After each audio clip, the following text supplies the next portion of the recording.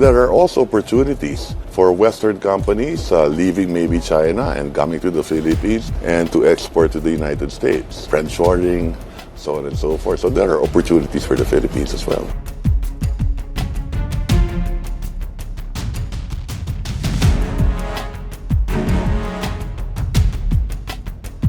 What happens when the engine that powers your economy also becomes the lever that can be pulled against you?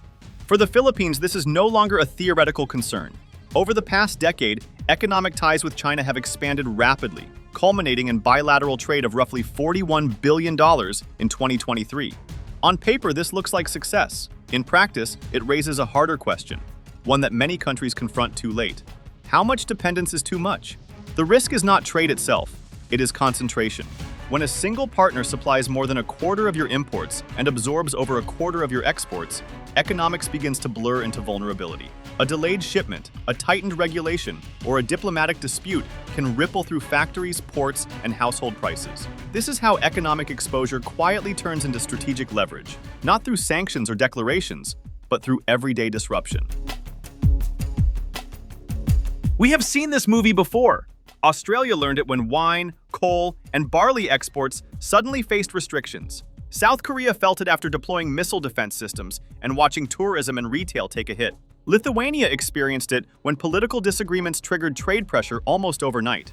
None of these countries collapsed, but all paid a price for discovering, late in the game, that efficiency without diversification carries hidden costs. The Philippines now stands at a similar crossroads, but with a crucial advantage: timing. Unlike others, Manila is not reacting to an economic shock. It is asking the question before dependence becomes irreversible. Japan, for example, spent decades quietly diversifying supply chains while maintaining trade with China. Vietnam leveraged regional integration to become indispensable to multiple markets rather than reliant on one. India pursued scale and self-reliance selectively, not by closing doors, but by widening options. This is the strategic challenge facing the Philippines today. Not how to cut ties with China, but how to ensure that China is never the only option. The task ahead is to build an economy that is connected, competitive, and resilient. One that trades widely, sources smartly, and grows without placing its future in any single external hand.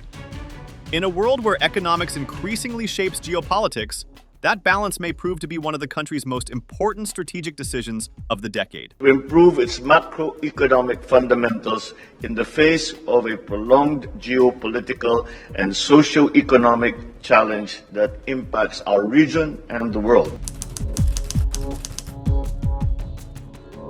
Economic dependence rarely announces itself with a crisis. It builds quietly through routine transactions, containers unloaded at ports, components sourced from familiar suppliers, financing that feels convenient at the moment. In the Philippines' case, trade patterns reveal how this dependence takes shape. China has become the country's single largest source of imports, accounting for roughly 25 to 27% of inbound goods. These are not luxury items. They are intermediate inputs and capital goods, machinery, components, and materials that Philippine factories need to keep running. While exports are more diversified on paper, they remain heavily concentrated in electronics and agriculture, sectors that are deeply sensitive to supply chain disruptions and external demand swings. This imbalance explains why the Philippines consistently runs a trade deficit. The country imports more than it exports because it depends on external suppliers for production itself. When supply chains are stable, this model functions. When they are stressed by geopolitical tension, shipping disruptions, or regulatory pressure, the vulnerability becomes visible. A delay in intermediate goods does not just affect trade figures. It slows production lines, raises costs, and ultimately hits employment and consumer prices.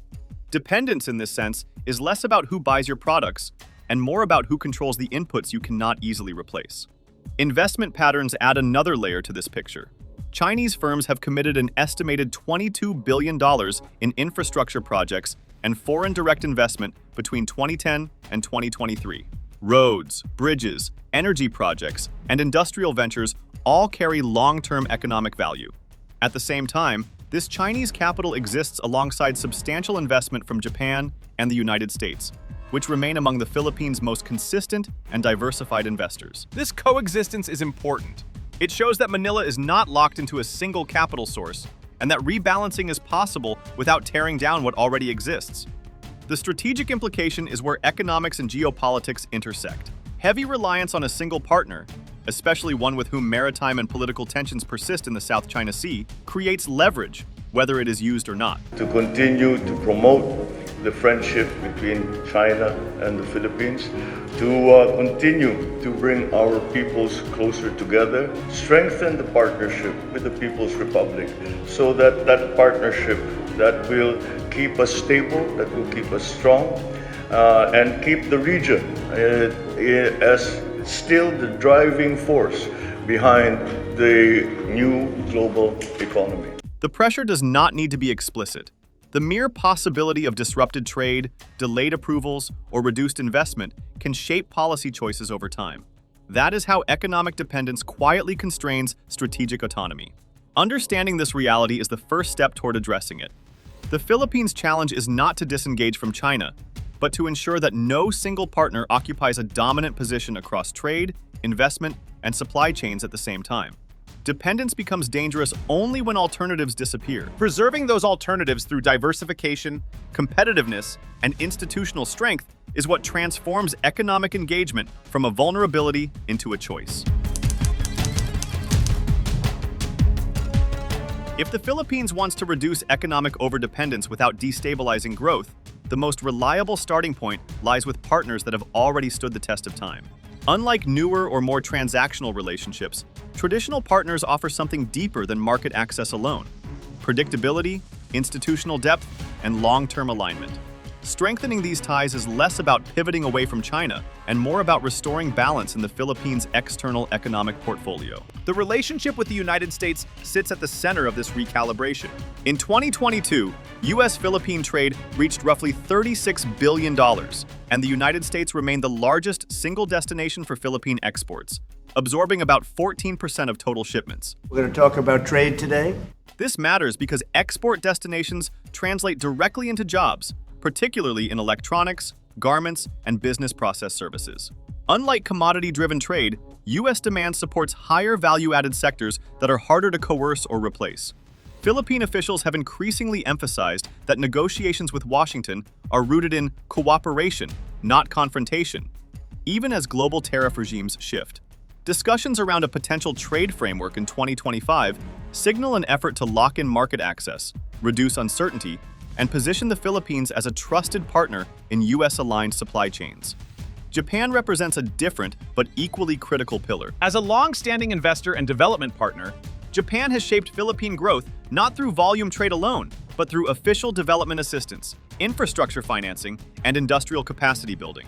Japanese-backed projects from railways and ports to flood control and energy systems tend to emphasize durability, safety, and long-term returns rather than speed alone. This creates opportunities that go beyond construction. Transportation networks, disaster-resilient infrastructure, and technology transfer embed productivity gains into the economy itself, reducing future dependence on external suppliers. For Manila, Japan offers something rare in global economics: capital that strengthens sovereignty rather than diluting it. The European Union provides a third, often underutilized avenue for diversification. The EU's appeal is not scale, but structure. Through trade preferences and standards-based investment, Europe rewards compliance, transparency, and sustainability. These requirements can appear demanding, but they also push economies up the value chain. Green technologies, renewable energy, agri-processing, and governance-linked investments align closely with the Philippines' long-term development goals. Yet ASEAN, EU trade benefits remain unevenly tapped, in part due to regulatory capacity and awareness gaps. Closing that gap would not only expand exports, it would make Philippine firms more competitive globally, not just in Europe. These traditional partners offer complementary strengths. The United States provides scale and demand. Japan delivers infrastructure and industrial discipline. The European Union offers standards and sustainability-driven growth. None require the Philippines to choose sides or abandon existing relationships. Instead, they widen Manila's options, dilute concentration risks, and reinforce the principle that economic strength comes from diversity, not dependence. In a world where economic ties increasingly shape strategic outcomes, strengthening these alliances is less about nostalgia and more about foresight. The Philippines is not starting from zero. It is returning to a proven foundation and updating it for a more contested global economy.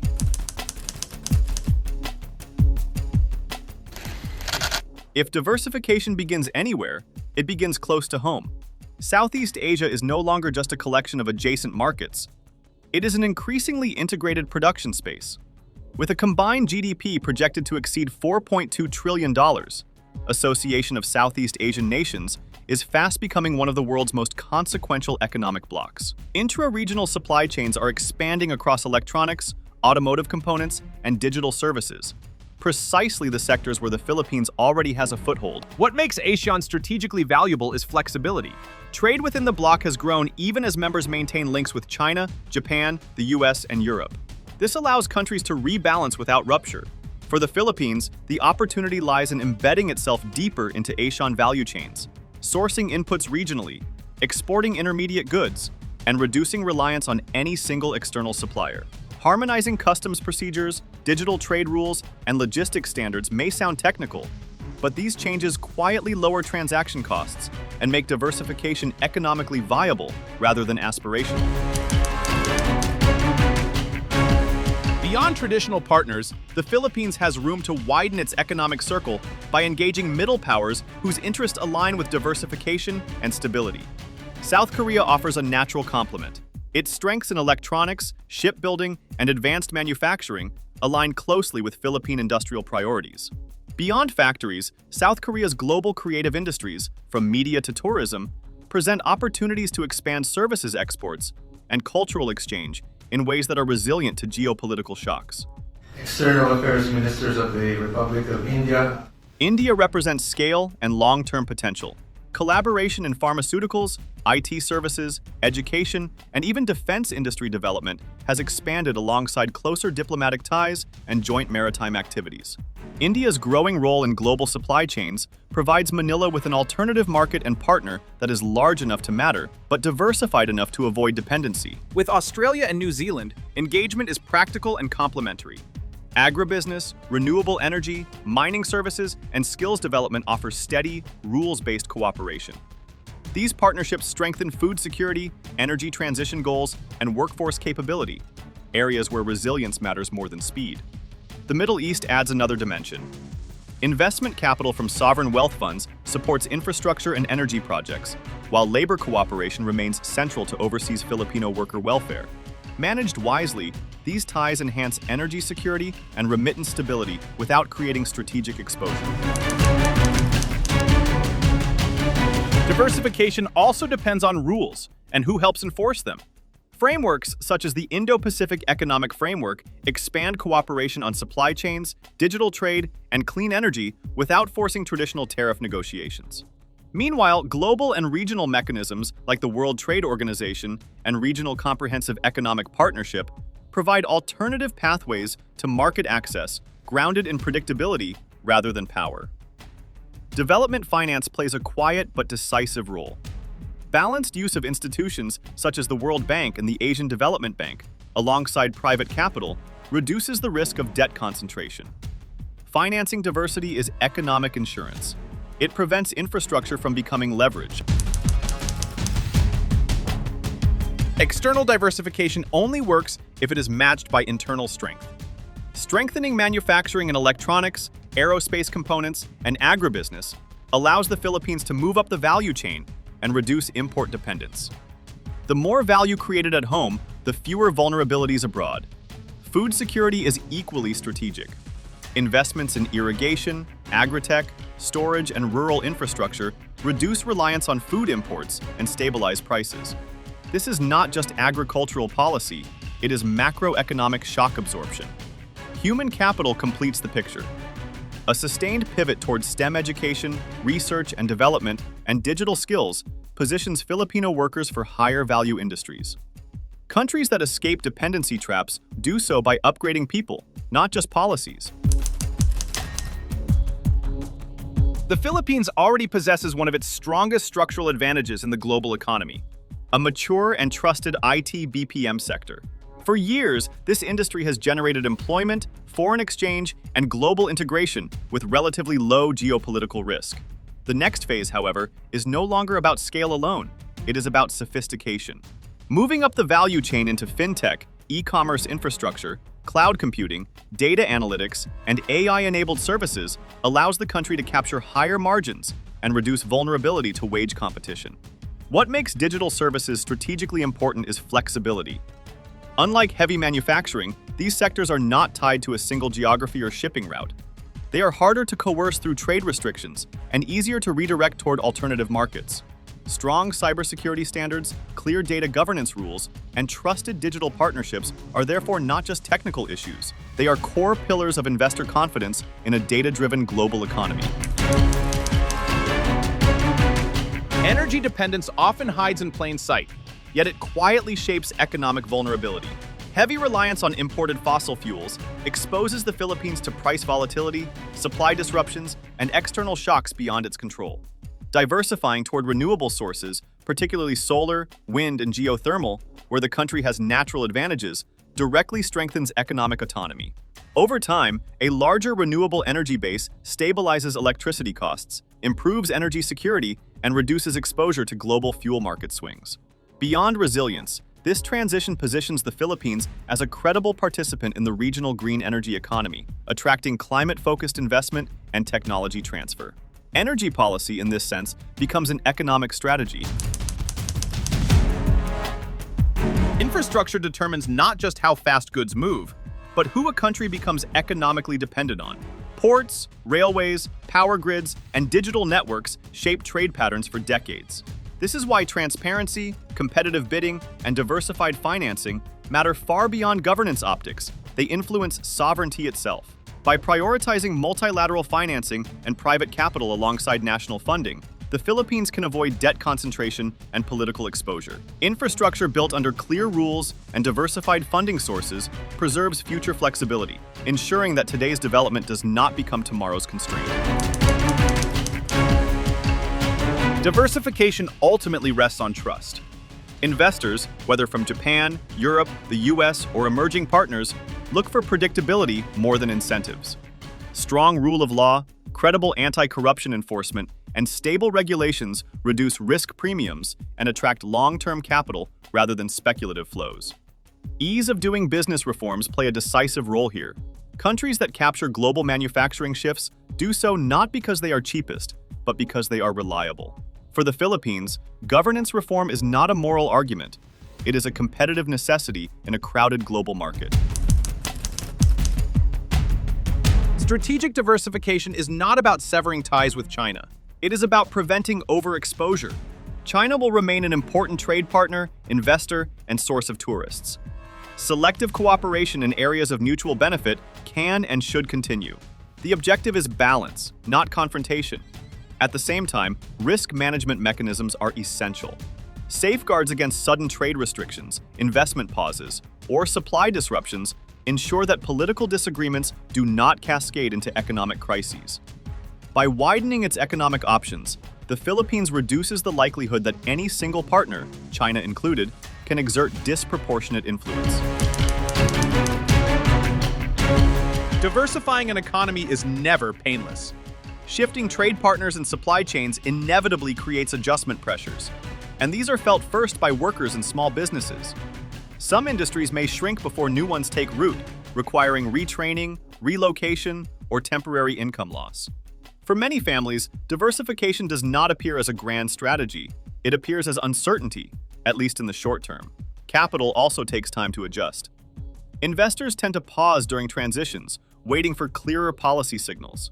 Projects built around existing trade patterns may lose competitiveness, and growth can slow before it accelerates. These delays test political patience, especially when the benefits of reform are long-term, but the costs are immediate.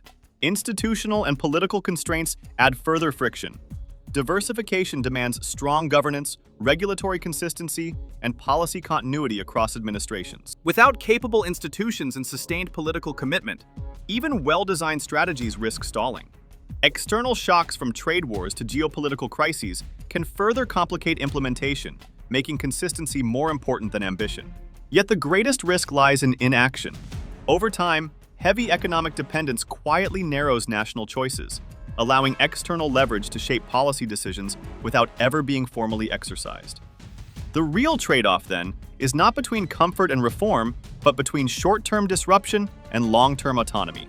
For the Philippines, accepting manageable adjustment costs today may be the price of preserving economic freedom tomorrow. Diversification is not a rejection of globalization. It is a smarter way to engage with it. By deepening regional integration, widening partnerships, strengthening domestic capacity, and managing relationships pragmatically, the Philippines can transform dependence into choice, preserves sovereignty, resilience, and the freedom to decide its own future. If you like the video, do not forget to like, share, and subscribe our channel for deep analysis of contemporary issues.